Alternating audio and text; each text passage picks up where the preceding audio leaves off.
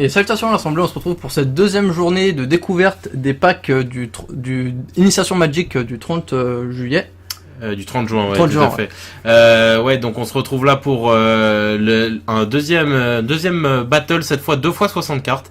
Moi je vais jouer le vert noir, le paquet que vous avez vu hier, qui concerne donc deux rares. C'est donc le mammouth qui donne le trample à tout le monde. Et une espèce de oiseau qui peut réanimer une créature de mon cimetière pour 7. Toi en face t'as décidé de jouer bleu-blanc. Le bleu-blanc, donc du coup, tout à fait, bleu-blanc. Un style un peu plus contrôle. En fait le bleu est un peu plus contrôle, alors que pour coup le blanc est un peu l'opposé. Du coup ça permet d'équilibrer. Ouais, d'avoir des petites menaces d'early et tout en ayant du contrôle juste à côté. Donc c'est vrai que c'est plutôt pas mal pour ça. On a décidé de faire des mulligans gratuits sur ces games là. En premier mulligan. Le premier mulligan, on le fait en mulligan gratuit. Pourquoi ? Parce que là on est en mode plutôt détente. On se met un peu en condition détente casu découverte en fait, voilà, en condition détente casu découverte. C'est ça. Donc voilà, c'est parti. Tu joues une plaine, je pose une forêt, elfe de l'Anor pour ma part. Donc elfe de l'Anor, excellente carte qui n'est plus à présenter. Tandis que toi tu joues un petit griffon avec de vol. Le vol. Donc encore une fois une carte très classique, le vol pour 2/2, c'est vraiment très axé couleur blanche de magie quoi. Ouais, voilà, c'est très simple. C'est archi classique, ouais.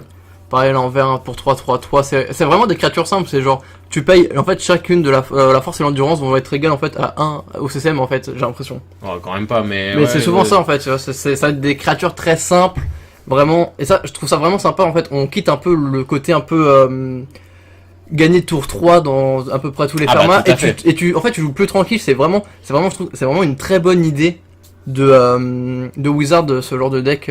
Ouais, tout à fait, ça te permet en fait de te recasualiser pour les joueurs comme nous, et de jouer en mode plus détente, tranquille, avec des cartes plus faibles, et du coup ça rend les parties beaucoup moins stressantes, enfin pas stressantes mais beaucoup moins timed, etc. Et pour les nouveaux joueurs, ça leur permet aussi de jouer dans des règles relativement simples, pendant que je vois que t'as ta rare dans ta main, ce qui n'est pas anodin pour toi. Donc tu poses un petit enchantement, ça te rend une 4/4 vol là avec ta promesse de la chevalière. T'es plutôt bien dans cette game là. Je sais pas ce que je vais pouvoir faire pour répondre à ça, sachant que là je vais poser juste un terrestre de plus qui est qu'une 4/5. Ouais, c'est quand même déjà pas mal, une 4/5 avec un tour d'avance grâce au petit l'elfe de l'Anor. Et même pour rebondir sur le fait c'est vachement plus casual, c'est que contrairement, en fait je voulais faire le lien avec ça, c'est que contrairement aux intro packs qui sortaient avant dans les extensions, je trouve que ces packs ils ont l'air d'être plus fair entre eux que les packs d'introduction des extensions. Je sais pas, ça fait une éternité que j'en ai pas acheté pour le coup. Mais des derniers qu'on avait joués, bon, même si ça remonte à très longtemps. Ça remonte à il y a longtemps, ouais. Mais clairement, c'est vrai que les anciens intro packs, les préconstruits quoi, en gros, c'était souvent des decks qui étaient pas balance quoi, les uns entre les autres quand ils sortaient les 5 d'un coup. Ouais, c'est ça. Souvent il y en avait un qui était quand même largement plus fort que d'autres. Clairement. Moi je me rappelle justement des decks M12. Toi t'avais pris le deck Aura, moi j'avais pris le deck un deck noir bleu de l'Empire. Ouais, Trône de l'Empire. Trône de l'Empire. Le mien était quand même vachement en dessous du tien et ça se ressentait quand même vachement.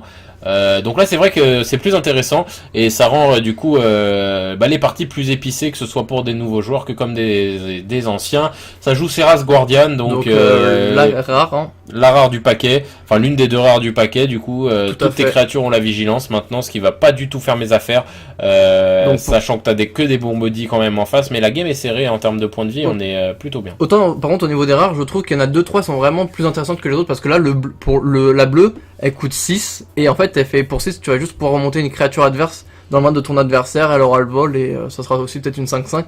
Ou là à côté de ça t'as donc le gardien de Serra qui donne la vigilance à toutes tes créatures. C'est vraiment bien plus intéressant, je trouve. Ouais, c'est vrai, je suis d'accord, c'est pas faux. C'est un peu comme le mammouth d'ailleurs là du côté vert que vous avez pu voir hier. Le mammouth, lui par exemple, il donne le trample. C'est intéressant, moi je trouve, de donner en fait à chacune des rares une capacité un peu comme ça. De général un peu. De général, ou genre pour le bleu toutes les créatures ont le vol. Pour le rouge, la célérité, bon, ça aurait peut-être été un peu fort, mais tu vois ce que je veux dire. Ouais, tout à fait. Je te refais un petit combo de l'archer squelette là pour buter ton ange. Là, je retourne dans un bon mood. Là, j'ai 2/3/3, toi qui une 4/4. Qui a plus la vigilance, donc si tu attaques, tu ouvres tes portes à mes créatures. En plus, on voit que j'ai 2 cartes bleues en main, Moi je joue juste parce que je m'en rappelle de ce que j'avais en main, c'est quand même 2 cartes avec 2 îles. Et tu touches pas Et je touche pas mes îles, malgré la grande présence de terrain. Donc en 60 cartes, c'est 26 terrains. Ouais. Donc, dont 13 blancs et 13 bleus pour ma part. Et je suis assez étonné là pour le coup de pas toucher mes terrains bleus. Ouais, c'est étonnant parce on disait que la curve était bien hier. Ouais. Et pour le coup, c'est vrai que là pour le coup ça te fait défaut. Moi je pioche un anti-bet mais qui est un de dégâts trop faible pour tuer ta créature. Là je vois que tu vas poser ton cheval. Qui est une excellente carte d'ailleurs, ton cerf à la couronne d'étoiles, qui est une carte assez correcte quand même, qui permet d'engager une créature.